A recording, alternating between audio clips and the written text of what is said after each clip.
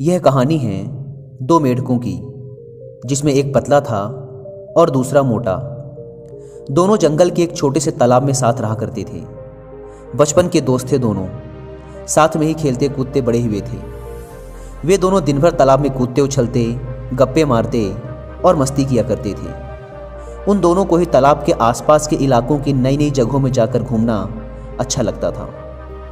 एक दिन ऐसे ही साथ में घूमते हुए दोनों जंगल के बाहर एक खेत में पहुंच गए।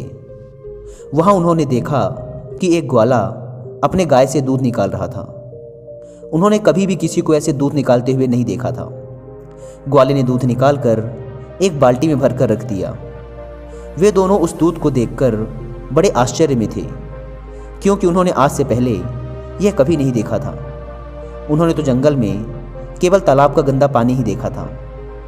कुछ देर सोचने के बाद उन दोनों ने डिसाइड किया कि इस सफ़ेद पानी में तैरने का मज़ा ही कुछ और होगा। यह सोचकर उन दोनों ने एक साथ बाल्टी में छलांग लगा दी। वहां जाकर वो देखते हैं, अरे वाह, सफ़ेद पानी! हमने तो यह कभी देखा ही नहीं। ये क्या चीज़ होती है? दोनों को मज़े करने तो पसंद थे ही। वे दोनों वहीं मस्ती करने लग जाते हैं। वे तैर रहे होते हैं, कभी वो गोता मार रहे होते हैं, वे निकल रहे होते हैं। खूब उछल कूद करने के बाद, पूरे मज़े करने के बाद, वो जो मोटा वाला मेढक होता है वो कहता है, चल यार, अब घर जाने का टाइम आ गया, जंगल वापस चलते हैं। वो पतला मेढक भी कहता है, हाँ यार, चल वापस चलते हैं। वे दोनों बाल्टी से बाहर छलांग लगाने की कोशिश करते हैं, पर वो बाल्टी बहुत बड़ी होती है। वे छलांग लगा नहीं पाते। वो दोनों बाल्टी के किनारे जाकर बाल्टी की दीवारों से छलांग लगाने की कोशिश करते हैं, पर वो देखते हैं कि वहाँ बहुत ज़्यादा फिसलन है। वे जब भी कूदने की कोशिश करते हैं, उनके पैर फिसल जाते हैं। उन्होंने लगातार कई बार प्रयास किया, कभी बाल्टी के बीच से तो कभी बाल्टी के किनारे उनकी दीवारों के सहारे कूदने का, लेकिन दूध की चिकनाहट और उसकी फिसलन की वजह से वे बाल्टी से बाहर नहीं निकल पा रहे थे। अब जो वो पतला वाला मेढक होता है वो मोटे मेढक को बोलता है, भाई देख, निकलना तो है हमें इस बाल्टी से बाहर, इसलिए हमें कोशिश तो करती रहनी पड़ेगी। पर हमने बहुत बार कोशिश करके देख ली, इसलिए मुझे लगता है हम खुद तो इस बाल्टी से बाहर नहीं निकल पाएंगे, क्योंकि यहाँ बहुत ज़्यादा फिसलन है। तो हम क्या करते हैं, हम तैरते रहते हैं। अगर हम तैरते रहेंगे तो कोई ना कोई आकर हमें बाल्टी से बाहर निकाल ही देगा। मोटा मेढक उस पतले मेढक की बात मान लेता है और दोनों तैरते रहते हैं। 1 घंटा, 2 घंटे, 3 घंटे हो गए, वो तैरते रहते हैं। कोई आकर उन्हें बाल्टी से बाहर नहीं निकालता। अब जो मोटा मेढक होता है वो तैरते तैरते थक जाता है। वो कहता है, भाई, अब मैं और पैर नहीं चला पाऊंगा। कई घंटों से तैरते तैरते मैं थक चुका हूँ। वो पतला मेढक कहता है, भाई देख, अगर तू पैर चलाना बंद कर देगा तो तू डूब जाएगा और कुछ देर में सांसें रुक जाएंगी और तू मर जाएगा। अपन को मरना नहीं है भाई, तू पैर चलाता रहे। वो मोटा मेढक थोड़ी देर तक पैर और चलाता है, फिर कहता है, भाई देख, हमने बहुत साथ दिया एक दूसरे का। हम दोनों बचपन के दोस्त हैं, आपस में बहुत मस्ती की, हंसी ठिठोली की, हमेशा साथ रहे। लेकिन मुझे लगता है कि आज ये सब खत्म होने वाला है। आज हो सकता है कि ये मेरी ज़िंदगी का आखिरी दिन हो। मैं और मेहनत नहीं कर सकता, मैं और पैर नहीं चला सकता, और अब शायद मैं डूबकर मर जाऊंगा।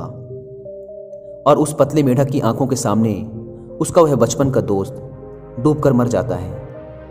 यह सब देखकर वह पतला मेढक और ज़्यादा तेज़ी से पैर चलाने लगता है। उसके अंदर आग लग जाती है कि अब कैसे भी करके मुझे इस बाल्टी से बाहर निकलना ही है। मुझे हार नहीं माननी। अगर मैंने भी हार मान ली तो मैं भी मर जाऊंगा। उसकी आंखों से आंसू निकल रहे हैं, पर वो और तेज पैर चलाता जा रहा है। लेकिन जैसा कि हम सब जानते हैं कि अगर थोड़ी देर तक दूध को चलाया जाए तो उसमें से मक्खन बाहर आने लग जाता है। और बिल्कुल ऐसा ही हुआ, क्योंकि बहुत घंटों से वो दोनों मेढक उस दूध में पैर चला रहे होते हैं, इसलिए उस दूध से मक्खन बाहर आने लग जाता है। साथ ही कुछ घंटों से रखे रहने की वजह से दूध कुछ जमने भी लगता है, दही जैसा शेप लेने लग जाता है। दूध के जमने और मक्खन के बाहर आ जाने से मेढक देखता है कि दूध थोड़ा गाढ़ा सा हो गया है। अब वह पहले जैसा चिपचिपा नहीं रहा। वह उस मक्खन के ऊपर बैठकर पूरे जोरों से एक छलांग मारता है और वो बाल्टी के बाहर आ जाता है। बाल्टी से बाहर आने के बाद कुछ देर तक तो उसे समझ ही नहीं आता कि आज उसके साथ क्या हुआ। उसका सबसे अजीज दोस्त, उसका बचपन का यार आज उसकी ही आंखों के सामने डूबकर मर गया था। और उसकी मौत क्यों हुई? क्योंकि उसने हार मान ली। अगर वो भी थोड़ी देर तक और पैर चलाता रहता, हार ना मानता, तो आज वो भी जिंदा होता, तो आज वो भी बाहर आ जाता। दोस्तों, इससे पहले कि हम कहानी में आगे बढ़ें, मैं आपके साथ कुछ शेयर करना चाहूँगा। नेवर गिव अप एटीट्यूड, कभी हार ना मानने की आदत, यह कोई ऐसी आदत नहीं है जिसे कोई इंसान अपने साथ लेके पैदा होता है, बल्कि यह तो हमारी मेंटल टफनेस पर डिपेंड करता है, जिसे हम टाइम के साथ डेवलप कर सकते हैं, बहुत से चैलेंजेस फेस करके। लेकिन जैसा कि मैं हमेशा बोलता हूँ, कोई भी चीज़ एकदम से नहीं होती। उसके लिए पहले हमें अपना माइंडसेट डेवलप करना पड़ता है, और माइंडसेट डेवलप करने का सबसे बेस्ट तरीका होता है उस फील्ड की किताबें पढ़ना। अगर आप भी अपने अंदर never give up attitude build up करना चाहते हैं, तो मैं आपको कुकू एफएम पर कुछ ऑडियो बुक रिकमेंड करना चाहूँगा। पहली ऑडियो बुक है द अचीवमेंट हैबिट। एक दूसरी ऑडियो बुक है conceive it, believe it, achieve it by Napoleon Hill. एक बहुत ही शानदार बुक है। और एक तीसरी ऑडियो बुक है जिसे अभी इसी वीक मैंने भी कुकू एफएम पर सुना है, मुझे बहुत पसंद आई और मैं इसे आपको स्ट्रांगली रिकमेंड करना चाहूँगा। वो है success through a positive mental attitude. ये ऑडियो बुक आपको सिखाएगी कि अपनी पॉजिटिव थिंकिंग के दम पर इंसान कुछ भी अचीव कर सकता है। कुकू एफएम इंडिया का one of the best audio listening platform है, जहाँ पर आप किसी भी लैंग्वेज में ऑडियो बुक सुन सकते हैं। कुकू एफएम के पूरे 1 साल का सब्सक्रिप्शन 399 रुपीज़ का है, लेकिन पहले 250 लोग जो डिस्क्रिप्शन और पिंड कमेंट पर दी गई लिंक से इस ऐप को डाउनलोड करके उसमें हमारा कूपन कोड WI50 यूज़ करेंगे, तो उन्हें यह पूरे 1 साल का सब्सक्रिप्शन सिर्फ 199 रुपीज़ में मिल जाएगा। लिंक डिस्क्रिप्शन और फर्स्ट कमेंट पर दी हुई हैं, जाकर डाउनलोड करें। दोस्तों, अब हम अपनी कहानी पर वापस लौटते हैं। वो पतला मेढक बाहर निकलने के बाद जंगल जाता है। जंगल में जाने के कुछ दिनों के बाद वह मेढक एक लेडी मेढक के साथ शादी कर लेता है। शादी के बाद उसके बच्चे होते हैं। वह अपने बच्चों का नाम अपने उस मोटे दोस्त के नाम पे रखता है और अपने बच्चों को रोज़ शाम को वह पतला मेढक यही कहानी सुनाता है कि मेरा एक मोटा दोस्त हुआ करता था, जिसके साथ मैं पूरे जंगल में घूमा करता था। हम सुबह से शाम तक खेला करते थे। एक दिन हम दोनों एक बाल्टी में गिर गए जिसमें दूध था, और मेरा जो दोस्त था उसने हार मान ली। क्योंकि उसने हार मान ली, इसलिए वो मारा गया।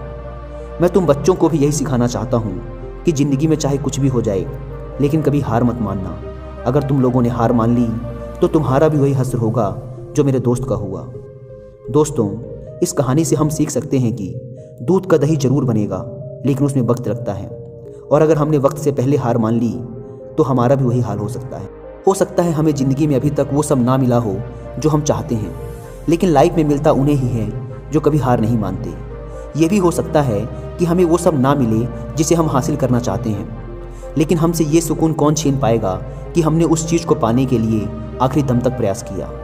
एक बात हमेशा याद रखना दोस्तों, हम हारते तब नहीं जब लोग हमसे कहते हैं कि तू हार गया, बल्कि हम हार तब जाते हैं जब हम खुद हार मान लेते हैं।